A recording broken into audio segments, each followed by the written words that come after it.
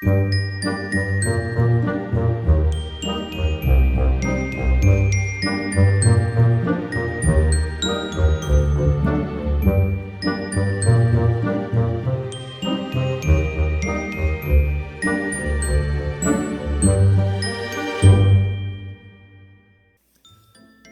se baladant dans le vallon du Neuzan, on peut observer les falaises de Saint-Loup, la cascade du Dard, des fours à chaud, Croix et ses fontaines majestueuses.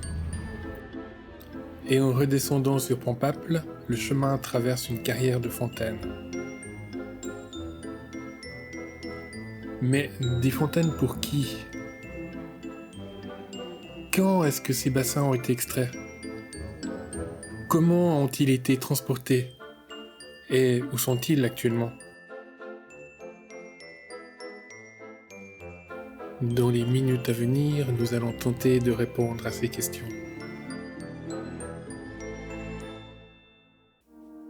Nous sommes à la fin du XVIIIe siècle, et les fontaines sont majoritairement en bois. Faciles à tailler, elles sont cependant difficiles à maintenir dans un bon état, et il faut les changer tous les 15 à 20 ans. On trouve également des fontaines en pierre, assemblées en bassins majestueux, mais dont les jointures doivent être retravaillées régulièrement. Il apparaît alors des bassins de fontaines creusés, plus lourds mais moins fragiles, et qui sont plus faciles à entretenir. Chaque ville ou presque a sa carrière, et dans la région, celle de Voulion devient très productive. Entre 1794 et 1844, on trouve une dizaine de carriers qui extrayent la roche calcaire autour de Voulion.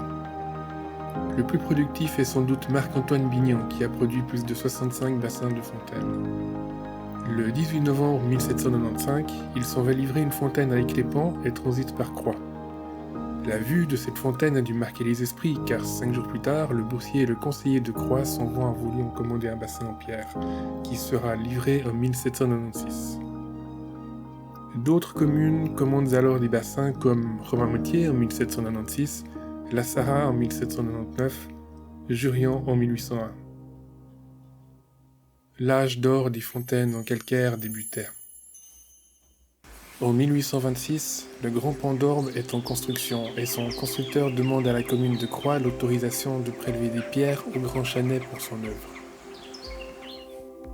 Entre 1826 et 1830, 889 blocs seront extraits pour le pont d'Orbe et certains carriers de Voulion viennent travailler à cette extraction. Si la commune autorise l'extraction, elle se réserve 2 belles pièces pour des bassins de fontaines. En août 1826, un premier bassin est prêt, mais sa taille est trop imposante pour le char prévu. On décide alors de transporter le bassin sur des rouleaux. Il faudra 15 hommes et 11 jours pour transporter le bassin de 2 km et un certain nombre de criques lubrifiées à l'huile d'olive et de noix. Le bassin reste 3 mois au bas du village, le temps d'aménager son site, puis il est posé le 17 décembre 1827, soit 13 mois depuis la commande. En mars 1828, une convention est signée pour le second bassin. En juillet, le bassin sort de la carrière sur des rondins ferrés, mais une fausse manœuvre se produit et un angle se brise. On ferre la fontaine et on repart bien plus tard le 22 octobre. Le transport se fait avec précaution, et 3 semaines plus tard, les 2 km sont franchis et le bassin posé au centre du village. Entre 1830 et 1835, la carrière est au repos. Puis le carrier Jean-Pierre Raymond de Nidaud vient de Voulion reprendre l'exploitation de la carrière, plus proche de ses clients. Il y restera 30 ans jusqu'en 1865. De cette carrière sortira jusqu'à 10 bassins par année et au total, Jean-Pierre Raymond produira plus de 200 bassins de fontaines. En cherchant sur internet, on trouve quelques sites de communes qui exposent l'histoire de leurs bassins de fontaines, comme la commune de Burtignes, ou encore le site notrehistoire.ch. On trouve également une mine d'informations dans le magnifique livre de Paul Bonnard, Les fontaines des campagnes vaudoises. On peut ainsi tracer non exhaustivement la destination de quelques bassins de fontaines. Certains bassins sont encore visibles dans ces communes.